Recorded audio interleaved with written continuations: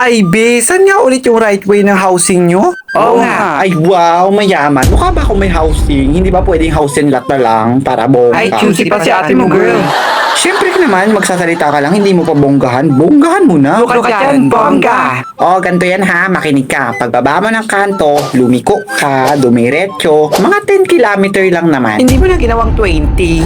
Ang layo naman pala, te. Anong gusto mo malapit? Ah, sige te, yung bahay na lang namin yung mag-a-adjust sa'yo. Total pala desisyon ka naman, yung bahay na lang namin ang pupunta rito. Para hindi ka naman mapagod, hiyang-hiya naman kami sa'yo, no? Oh, Luna, huwag ka na mahiya. Paano naman mag-a-adjust yung bahay nyo? Adjustable ba yun? Hindi, recyclable. Recyclable materials yung bahay namin. Sana all Ano recyclable. ba yung bahay nyo? Nabubulok o hindi nabubulok? O baka plastic bottle?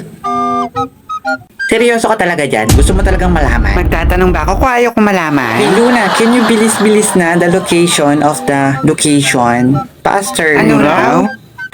May location? Dito sa room. Nakaupo. I'm serious, ha? Luna, sabihin mo na para hindi kami maligo papunta sa bahay nyo mamaya. Huwag nga, malalaman nyo rin naman. Don't worry guys, may GPS naman tayo, hindi ba? Ay, tama ka dyan. Nung nakaraan, gumamit tayo ng GPS pero napunta tayo sa Palawan. Cellphone ko ginamit ko noon. Anong ginagawa nyo doon? Sa Palawan? Naglaro. Kasasabi ko lang, di ba? Naligaw. Bakit galit ka? Huwag ka naman magalit. Sorry na. Wow. Patawarin mo na siya. Hindi ako galit. Okay. Kalmado na ako. See? Hindi, Ocean. O Luna, sabihin mo na, bilis na. Ayoko nga. Luna, pwede ba kumuha na lang ako ng buhok sa'yo para magamit ko mamaya? Halatiga kuha na ka na ng buhok. Anong gagawin mo doon? Kukulamin mo ba ako? I will not give you my hair. My beautiful and sexy hair. May sexy bang buhok? Pag kumuha pa ng buhok sa'yo, ay kukulam agad. Hindi ba pwedeng... Ayan, nag-iisip. Wala kang maisip, no? Naku, wag na. Baka kung saan mo pagamitin yung buhok ko. Nako, sayang naman. Uy, be, hindi mo pa sinasagot yung tanong ko. Ano ba ang klaseng bahay ang meron kayo? Nabubulok o hindi nabubulok? Eh, hindi ka pa rin tapos dyan. Be, meron bang bahay na nabubulok? Anong tingin mo sa bahay namin? Pagkain. Wow, ang galing naman pala ng bahay nyo. Eat all you can. Buffet yarn.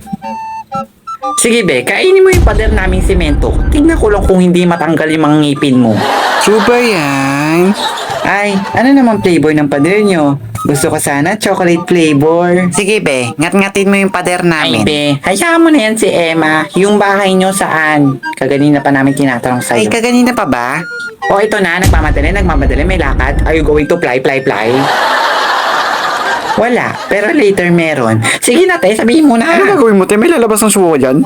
O ito na, di ba? Pagbaba nyo ng kanto, liliko kayo, didiretso. Iikot, tatambling, Ay, may didiretso, pagano. liliko, Dami kakaliwa, naman. kakanan, tapos didiretso Oh, ulit, dami tapos naman. kakanan, tapos Oh, kakaliwa, ano tapos yan? iikot, tapos kakanan, Ito kakaliwa, naman, dami tapos naman iikot, daan. tapos Ay, didiretso na naman. nakakahiya. Ganun yun. Nakakahilo. Grabe naman pala yung bahay nyo, ang daming exhibition. Gymnastic yarn, Hindi authentic. hindi pa yung tapos, meron pa yung kasunod. Meron pa. Grabe naman yan. Buti nakakapasok ka pa sa school. Siyempre naman, sabi nga nila, if there's a will, there's a motor.